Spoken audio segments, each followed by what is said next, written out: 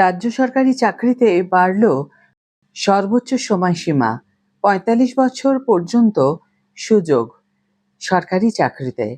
High everyone, welcome back to my channel অঞ্জনার ব্যঞ্জনা। বন্ধুরা, তোমাদের সকলকে আমার এই ছোট্ট ইউটিউব চ্যানেলে স্বাগত জানাই। পশ্চিমবঙ্গ রাজ্য সরকারি চাকরির অপেক্ষায় থাকা প্রার্থীদের জন্য এলো দারুণ সুখবর। দীর্ঘদিনের দাবি মেনে নবান্ন অবশেষে রাজ্য সরকারি চাকরিতে আবেদনের সর্বোচ্চ বয়সসীমা এক ধাক্কায় অনেকটা বাড়িয়ে দিয়েছে। গত ১৬ই মে ২০২৬-এ অর্থ দফতরের জারি করা 1707 FP2 নম্বর বিজ্ঞপ্তিতে এই ঘোষণা করা হয়েছে। বয়সের কাঁটা পেরোনোর ভয়ে যারা এতদিন সরকারি চাকরির আশা ছেড়ে দিয়েছিলেন তাদের জন্য এটি নিঃসন্দেহে এক বড় প্রাপ্তি। রাজ্য সরকারের অর্থ দফতরের এই নতুন নির্দেশিকা অনুযায়ী ওয়েস্ট বেঙ্গল সার্ভিসেস রুলস 1981-এ প্রয়োজনীয় সংশোধনী আইন আনা হয়েছে। সরকারি নিয়োগের ক্ষেত্রে গত কয়েক বছরে যে জটিলতা তৈরি হয়েছিল তার ফলে বহু প্রার্থী আবেদনের সুযোগ হারান। তাদের পুনরায় মূল স্রোতে ফিরিয়ে আনাই সরকারের এই পদক্ষেপের মূল লক্ষ্য। নতুন এই নিয়মে রাজ্য সরকারি প্রায় প্রতিটি ক্ষেত্রেই বয়সের ঊর্ধ্বসীমা বাড়ানো হয়েছে। কেউ যদি পিএসসি বা অন্য কোনো বোর্ডের মাধ্যমে সরকারি চাকরির প্রস্তুতি নিয়ে থাকেন, তবে কিছু তথ্য তার জন্য খুবই গুরুত্বপূর্ণ। ১.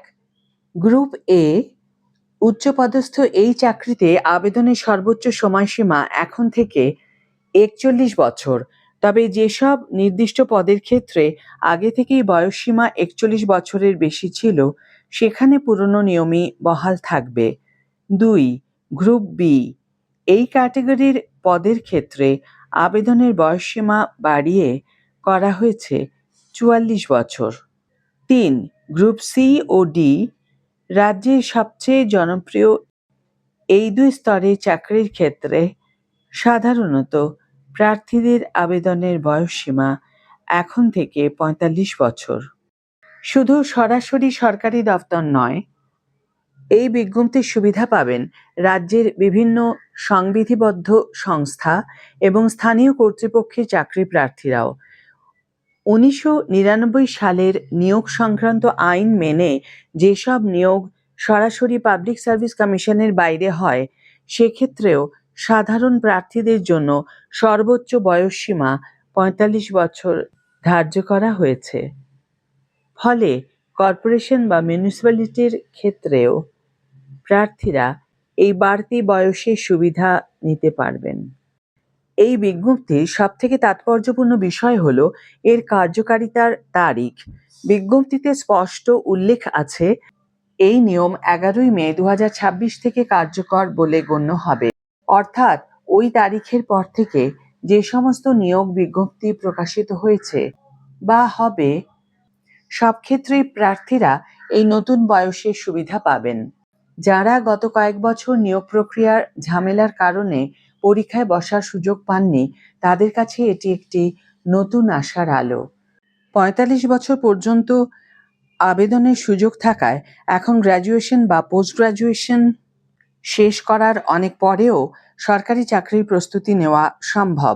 এর ফলে প্রশাসনিক স্তরে যেমন অভিজ্ঞ প্রার্থীর সংখ্যা বাড়বে, তেমনি প্রস্তুতি নেওয়া প্রার্থীদের হাতেও বাড়তি সময় থাকবে।